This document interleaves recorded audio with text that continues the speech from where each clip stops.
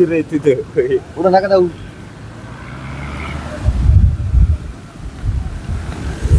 अतिशय धोकादायक अवस्थेत हा कालवा फुटलेला आहे. बघा पूर्ण दाखवतो. इथं देखील चिरा गेलेल्या आहेत. म्हणजे हा देखील अतिशय धोकादायक झालेला आहे. हा पण कधी निष्ठू शकतो खाली होतो. पूर्ण मातीमध्येच त्यांचं म्हणणं आहे की काम केलेलं आहे. त्याच्यामुळे हा कालवा खरं तर वाहून गेला.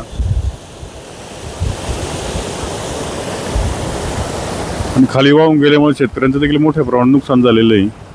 खाली देखील जाऊन तुम्हाला दाखवू नेमकी काय परिस्थिती आहे. अनेक शेतकऱ्यांच्या जमिनी वाहून गेलेल्या आहेत, पिकं वाहून गेलेली आहेत त्याच्यामध्ये.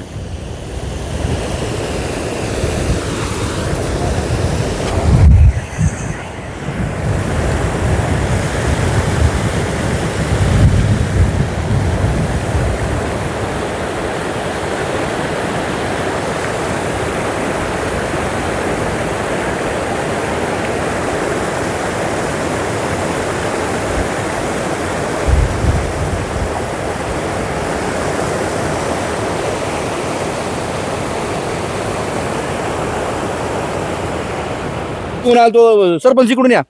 आपण स्थळ पाणी आलतो राजशेठ त्या हांडे मॅडम होत्या बघा. आपण आलतो त्यावेळेस हांडे मॅडमने आमच्यावर कारवाई करण्यात होते. त्यावेळेस तुम्हाला सांगून आम्ही ती कारवाई रोखली होती. कारण आम्ही त्यावेळेस आक्रमक भूमिका घेतली होती.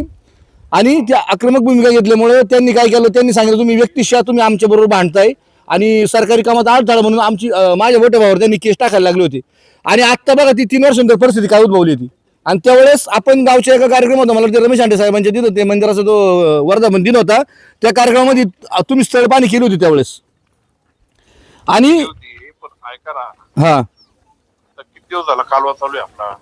लय दिवस झाले. आता म्हणजे पाणी ना आवर्तन 3 महिने झालं आवर्तन चालू आहे. नाही बंद झाल्यावर गॅप नाही आला का? 10 दिवस आला. 7-8 दिवसाचा गॅप आला फक्त. आणि आम्हाला त्यांनी सांगितलं होतं 10 तारखेला पाणी बंद होणार आहे.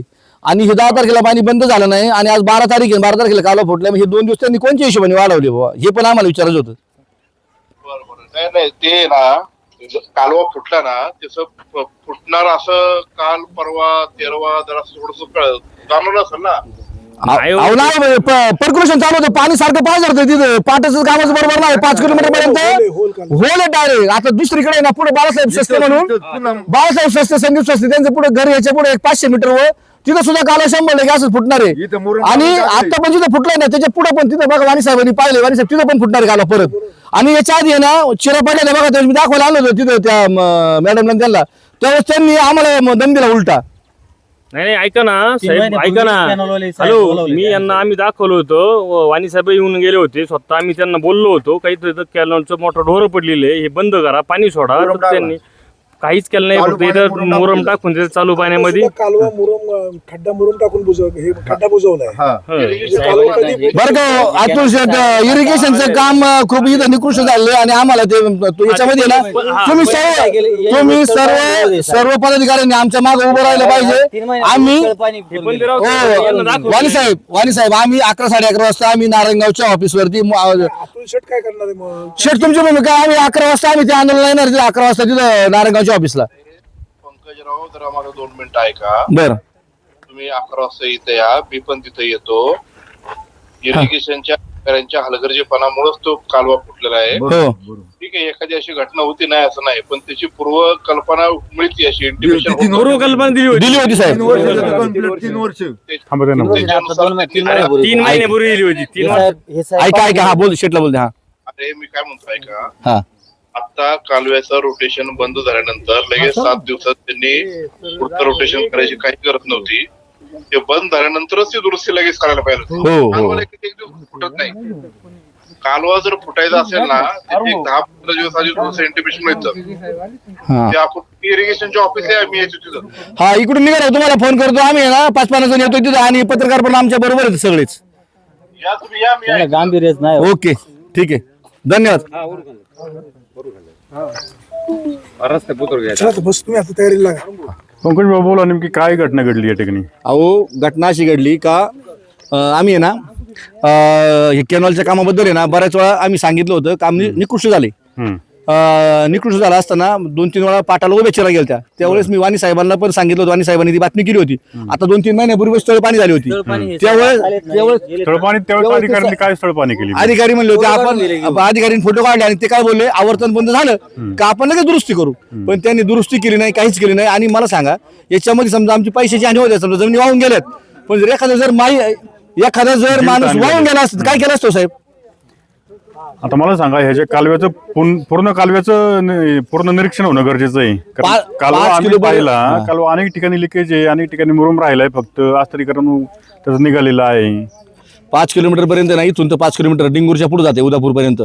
तुम्हाला सांगतो 3 किलोमीटर पर्यंत आमच्या आहे ना पाटाच्या खालच्या जमीन आहे का, कमीत कमी माझी स्वतःची 4 एकर पडीते, या निमशांची 5 एकर पडीते, या सस्त्यांची 3 एकर पडीते, या गाडग्यांची 2 एकर पडीते.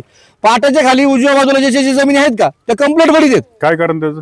पर्क्युलेशन काम निकृष्ट काम म्हणजे लिकेज होतंय 100% लिकेज. 10ची मोटर झाली पाणी आहे आमच्या वड्याला पाणी आहे का? पावसाळ्यासारखं पाणी असते 12 महिने या वड्याला. पाणी बघा ना तुम्ही, माईक माझ्याकडे हा ठीक आहे यांच्याकडे.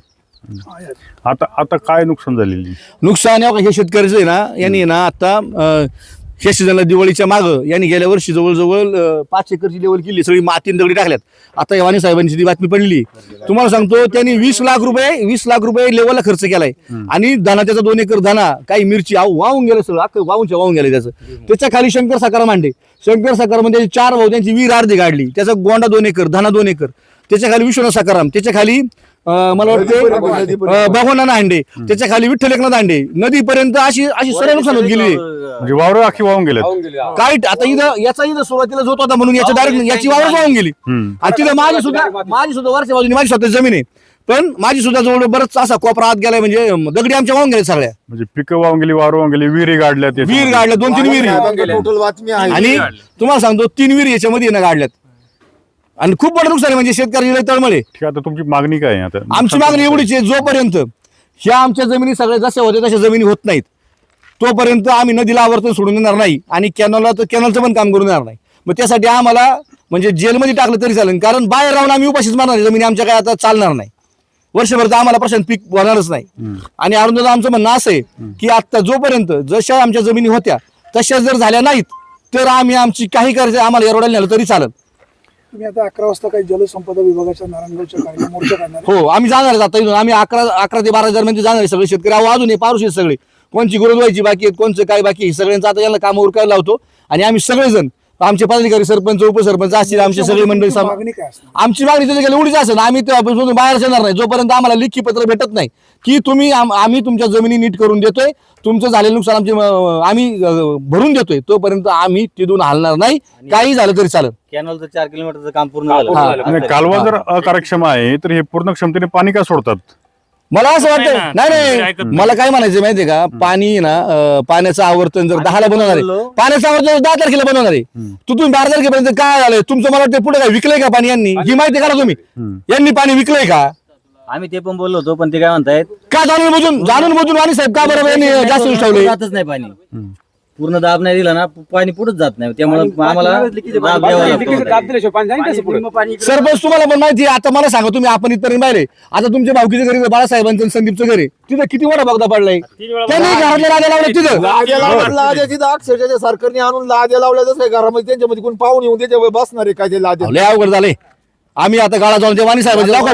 त्या वाणी साहेबांना जाऊ का? बघा पाय बघा, आम्ही पुढे गाळा जाऊन बघा अख्खं गाळा वाणी साहेबांचं बघा. मला माझा जर नाही दिला ज्येष्ठ मी एखादा अधिकारी घेऊन त्याच्या उडी मारणार, मी विचार मागचा पुढचा करणार नाही. वाणी साहेब, अरुणदादा वाणी साहेब आणि प्रशांत आणि आमच्या तिकडे ते निलेश कुमकर आहे, तुम्ही आज प्रतिनिधी म्हणून पत्रकार म्हणून आमच्यासाठी तुम्ही आमची भूमिका मांडण्यासाठी आलेत.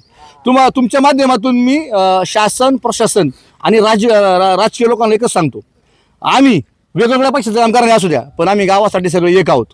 आमच्या गावातल्या लोकांचा अंत पाहू नका. आमचं नुकसान जर भरून मिळालं नाही, आमची सामदाम दंडभेद सगळं आम्ही वापरू आणि त्यांना कुठं काय तकलीफ करायची ती 100% आम्ही करू.